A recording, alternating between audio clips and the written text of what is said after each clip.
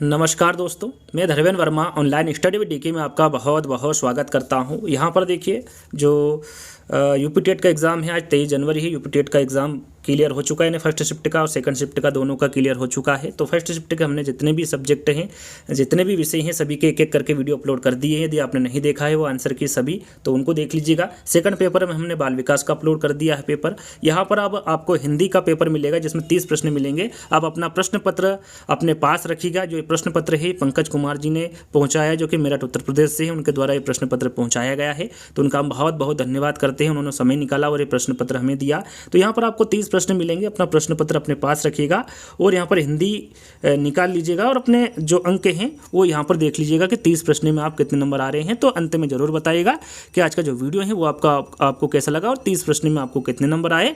और अभी सबसे पहले आपको क्या करना है, वीडियो को लाइक करना है, शेयर करना है और चैनल को सब्सक्राइब कर देना है। तो यहाँ पर देखिए पहला प्रश्न आज आपसे पूछा गया था, पंकज में कौन सा समास है। पंकज में समास पूछा गया था, कर्मधारय है, द्विगु है, बहुब्रीहि है या फिर द्वंद्व है। तो पंकज में कौन सा समास होगा, बहुब्रीहि समास होगा। अयोग्यवा कहा जाता है संयुक्त व्यंजन को, अनुस्वार एवं विसर्ग को, अल्प प्राण को या फिर महाप्राण को। अयोग्यवा किसे कहा जाता है पूछा गया है, तो ये अनुस्वार एवं विसर्ग को अयोग्यवा कहा जाता है। तो यहाँ पर सेकंड वाला विकल्प आपका सही होगा। एक ओर अजगर रही, लखी एक ओर मृगराय, विकल बटोही बीच ही, परियो मूर्छा खाए। इस पंक्ति में आपको रस बताना है, कौन सा रस है। यदि आप इन प्रश्नों को देखेंगे तो जो 2017 में प्रश्न पत्र हुआ था यूपी टेट का, उसी में से प्रश्न दे दिए गए हैं। तो यदि आपने हमारे प्रीवियस ईयर पेपर देखे होंगे तो आप यहाँ पर 30 में से 30 भी अंक प्राप्त कर सकते हैं, यदि आपने प्रीवियस ईयर पेपर आप हमारे देख के गए होंगे। तो यहाँ पर एक पंक्ति दी हुई है, उसमें रस पूछा गया है, भयानक रस है, वीर रस है, करुण रस है या फिर रौद्र रस है। तो इस पंक्ति में कौन सा रस होगा, भयानक रस होगा। यहाँ पर पहला वाला विकल्प आपका सही होगा। से विभक्ति निम्न में से किस कारक के लिए प्रयुक्त होता है। यहाँ पर जो से हैं ये किस कारक के लिए प्रयुक्त होता है ये पूछा गया है। संप्रदान, कर्म, करण या फिर कर्ता। राइट आंसर आपका होगा यहाँ पर करण। तीसरा वाला विकल्प आपका सही होगा। उसने नहाकर भोजन किया। इस वाक्य में नहाकर निम्नांकित में से किस क्रिया का उदाहरण है। द्विकर्मक क्रिया है, प्रेरणार्थक क्रिया है, पूर्वकालीन क्रिया है या फिर संयुक्त क्रिया है। तो यहाँ पर 35 का आपका राइट आंसर होगा पूर्वकालीन क्रिया। तीसरा वाला विकल्प आपका सही होगा।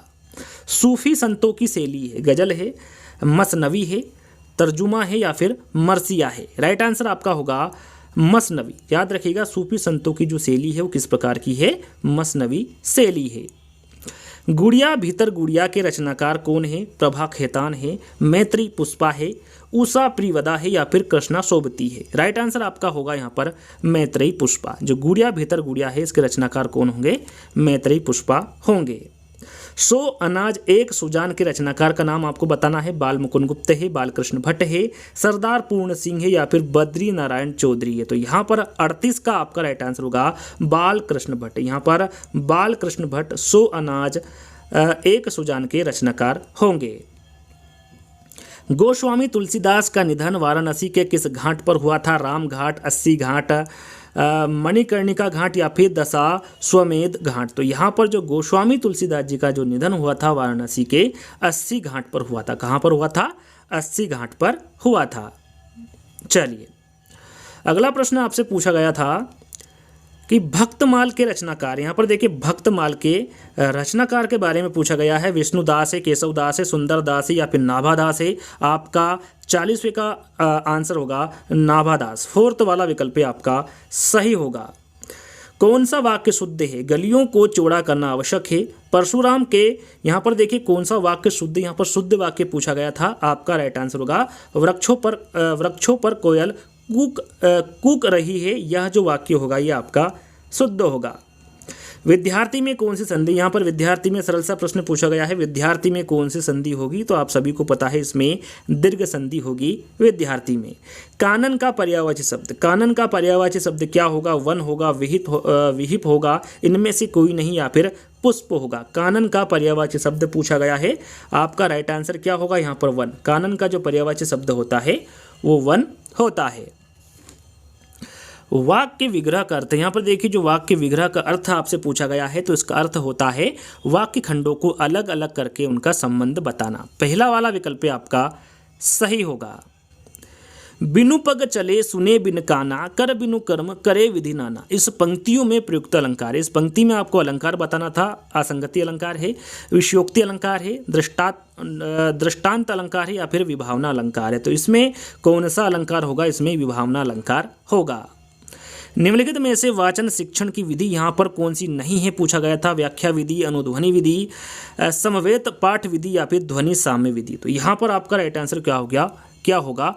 व्याख्या विधि। जो व्याख्या विधि है ये वाचन शिक्षण की विधि नहीं है। निम्नलिखित में अभिवृत्त्यात्मक उद्देश्य, यहाँ पर देखिए अभिवृत्त्यात्मक उद्देश्य आपसे पूछा गया है। राइट आंसर आपका होगा स्वानुभूत विचारों व भावों को अभिव्यक्त करना, ये अभिवृत्त्यात्मक उद्देश्य होता है। चलिए अगला प्रश्न है, हिंदी साहित्य के इतिहास के संबंध में modern vernacular literature of Hindustan किसके द्वारा लिखा है? यहाँ पर किसने लिखा है ये पूछा है। गारदा ददासी ने, सुमित कुमार चटर्जी ने, धीरेन्द्र वर्मा ने या फिर जॉर्ज अब्राहम ग्रियर्सन ने। तो ये जो लिखा है ये जॉर्ज अब्राहम ग्रियर्सन द्वारा लिखा गया है। फोर्थ वाला विकल्प आपका सही होगा। विरहनी बावरी सी भई ऊंची चढ़ी अपने भवन में, टेरत हाय दई ले अंचरा मुख अशुवन पोछत उगरे गात सही। यहाँ पर जो पंक्ति है ये किसकी पंक्ति है? झीमा चाड़ने की, मीराबाई की, दयाबाई की या फिर सरजोबाई की। तो यहाँ पर जो दी गई पंक्ति है ये मीराबाई की पंक्ति है। हिंदी का पहला पत्र, हिंदी का पहला पत्र आप सभी को पता है, चारों विकल्पों को पढ़ने की आवश्यकता नहीं है। उत्तंद मार्तंड, जो उत्तंद मार्तंड है ये हिंदी का पहला पत्र है। सुई का तत्सम रूप क्या है? यहाँ पर देखिए सुई का तत्सम रूप पूछा गया है। सलाई, सूची, सूची, सुज्जा। यहाँ पर देखिए 2 बार सूची दे दिया गया है, लेकिन एक में छोटी ई की मात्रा है और एक में बड़ी ई की मात्रा है। तो सुई का जो तत्सम रूप होता है वो सूची होता है, जिसमें बड़ी ई की मात्रा लगी होगी। ये आपका राइट आंसर होगा। अगला प्रश्न, परिसीमन का विलोम। यहाँ पर देखिए परिसीमन का विलोम पूछा है। असीमन है, निर्सीमन है, ससीमन है या फिर ससीम है। तो यहाँ पर 52 का आंसर क्या होगा आपका? निर्सीमन। क्या होगा? निर्सीमन। सेकंड वाला विकल्प आपका सही होगा। धूसर शब्द का पर्यायवाची शब्द आपको बताना है। धूसर शब्द का पर्यायवाची शब्द क्या होगा? गर्दभ होगा, मेघ, अजा या फिर अश्व। तो यहाँ पर धूसर शब्द का जो पर्यायवाची शब्द होगा वो गर्दभ होगा।